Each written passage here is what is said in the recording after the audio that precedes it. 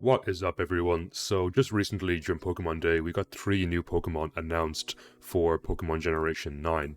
And today I want to kind of go over some of the things that they're going to do in the Monotype meta and what I think impact they're going to make. So without further ado, let's jump right into it. And first off, we have Iron Leaves. I'm going to be completely honest, I'm not the most impressed by Iron Leaves. I don't necessarily think it's going to be terrible, but I also don't think it's going to be amazingly unique. First off, the typing isn't unique, it does share it with things like Exeggutor and Celebi. Now that said, it definitely has a different role to things like Exeggutor. It is a physical attacker. That said, I actually do like physical attack Celebi as well, so I do think this thing can have some form of a niche. Its speed is a little worse than base Virizion, but its attack is way higher, which is quite good. I mean, this attack stat is pretty respectable. Base 100, 200, 130. Unfortunately, its ability is mostly a dud. It is Quark Drive, which will only activate in electric terrain. In grass and psychic monos, you're typically not going to be running electric terrain, and I'd argue in grass it wins the electric matchup anyway, so it's not like it's going to flip that matchup on its head and suddenly be a really positive a force against it. For psychic, I guess it's pretty good to have a pretty powerful Pokemon in electric terrain to deal with electric types, but not, again, the most unique. Its move pool is good-ish. It lacks, unfortunately, a rock move, which I really like on it, and the reason I'd like a rock move is this base 104 speed does outspeed things like Volcarona, and it would be pretty good as a Choice Scarf Revenge Killer for a Quiver Dance Volcarona. I say that because base Virizion does get Stone Edge, so unfortunately this one doesn't. I'm not quite sure why, but its move pool is okay, not amazing.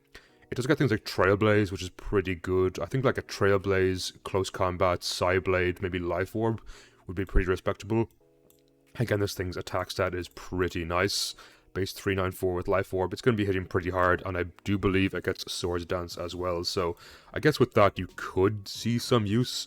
Unfortunately, Psyblade, again, will not actually boost power outside of electric terrain, and it doesn't get, I don't think, any other psychic moves, which is really weird, because why is it a psychic type and it gets, like, one psychic move?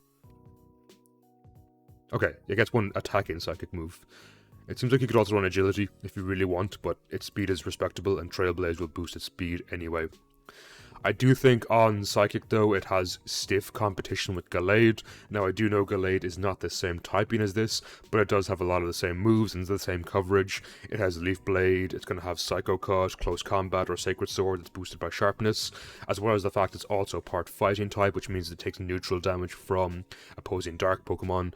I do think it's going to have stiff competition there, and on grass, again, not the same typing, but I think it's going to have stiff competition with things like Breloom, which also has Swords Dance, it can run Mach Punch for fighting coverage, as well as just being a very strong physical attacker while also having Spore. Now, if you do want the speed, I think Iron Leaves will have the edge, but I think overall in power and utility, I would say Breloom is probably a bit better.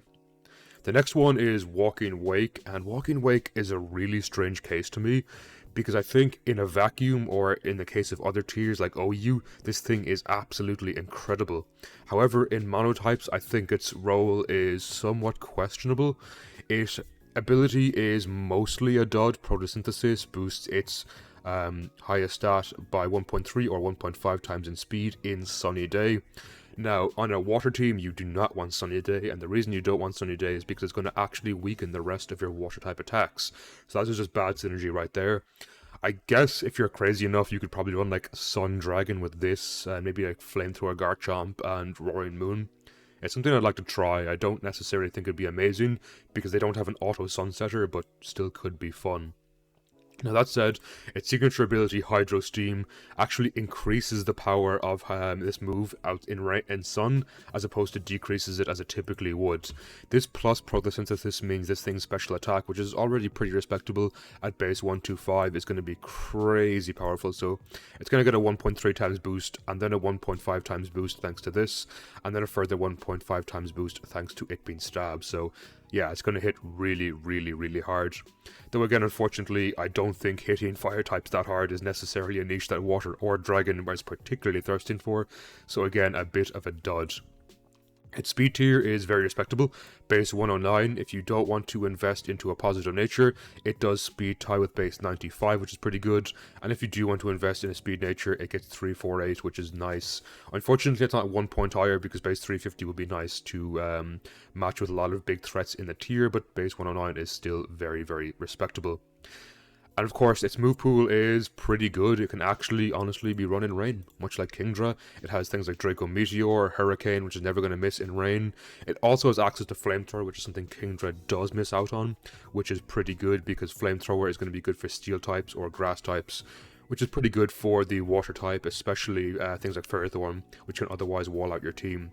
Now again, you have to be careful. This has bad synergy with rain because it's going to dampen the fire type attack and half its damage, so do bear that in mind.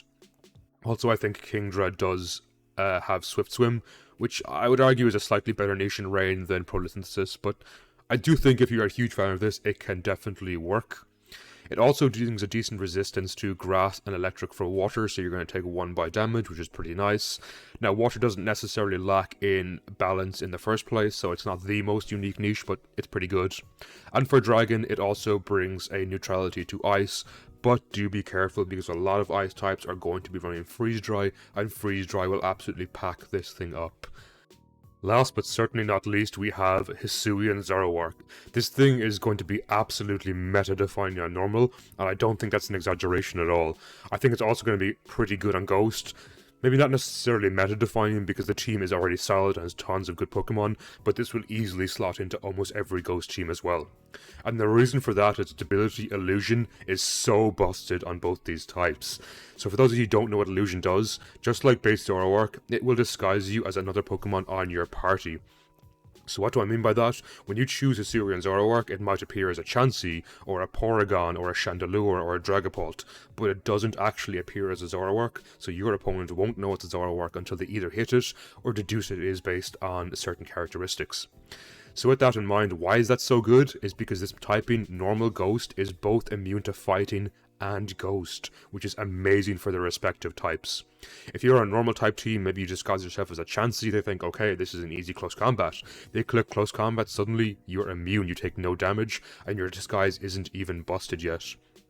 Now, why that's so good is any free turns at all is insanely good. It's also just an immunity to swap into things like Fighting Stab or Fighting Choice locked Pokemon. Similarly, on Ghost, you can swap into any Ghost attack. You can chuck into a Shadow Ball, a Shadow Sneak, and be completely immune thanks to your normal typing. I think it's a little worse on Ghost personally because it's still weak to Dark, while other normal Pokemon aren't weak to Dark. However, it's not to be understated how good that is going to be, especially if you know how to disguise yourself. And a few tricks on how to disguise yourself is make sure you do not appear as a Pokemon that is a dead giveaway that you're not Zoroark. So what do I mean by this? Well, Zoroark is going to take 12.5% from things like Stealth Rock, so do not swap in or do not disguise this as a Staraptor. If you disguise it as a Staraptor, you'll take 12.5% instead of 25%, and the opponent will immediately know, well, you're not a Staraptor because the Stealth Rock chip gave it away. Similarly, do not disguise yourself as a Ditto, because Ditto's Imposture will not activate and will just show up as a base Ditto, and it's pretty much a dead giveaway that you are Zoroark. On Ghost, make sure to not disguise yourself as something like Chandelure, that of course would take extra damage from Stealth Rock, but also don't disguise yourself as something that would take less damage from Stealth Rock. Something like Golurk, that takes 6.25%, again, a dead giveaway. Also, do not disguise yourself as something that will not take Spike's chip. I guess you could do that, because it might bluff that you're heavy duty boots, and that is another layer in itself if you really want to go the extra mile. But kind of play around with your disguise and make sure you are comfortable with what you're doing with it. Now, moveset wise and stat wise, it's respectable. Base 110 speed is insane, and it's exactly what I wish Walking Wake would have. And it has base 125 special attack, which is respectable. If you want to go down the base attack route, you can too. Base 100 is workable, and what makes this even better is that it has access to both Swords Dance and Nasty Plot.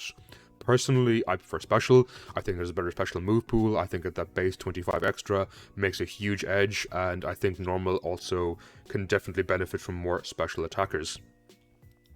It also has a pretty good move pool, including things like Trick and Taunt if you want to shut down Stall, but it also has plenty of coverage as Focus Blast, Flamethrower, Sludge Bomb, as well as good Stab and Hyper Voice if you want to bypass substitutes, and his signature move, Bitter Malice, is slightly weaker than Shadow Ball.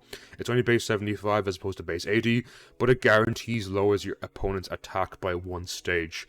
Personally, I like this because a lot of the time, once your opponent has identified you are a Zoroark, they're going to swap into something. If you Bitter Malice on the swap in, they take a guaranteed attack drop. It might give you an easier option to pivot into one of your ally Pokemon. So, overall, I think it is no exaggeration this thing is going to be completely meta-defining. It also has probably one of the coolest shinies in the series, in my opinion, but that's not here nor there. So definitely play around with this thing in both your normal and ghost types and let me know what you think of it. I've used it a bit in normal and I think this type is elevated so much just from the addition of this Pokemon. So with that out of the way, let me know in the comments down below what do you think of these new Pokemon and which of the 3 are your favourite. Personally, I think design-wise, it's honestly probably Iron Leaves. I really like the pink trim on the green. Now, it is a bit unfortunate that it's probably not that good in the Monotype tier. So with that out of the way, I'll catch you next time, everyone. Take care.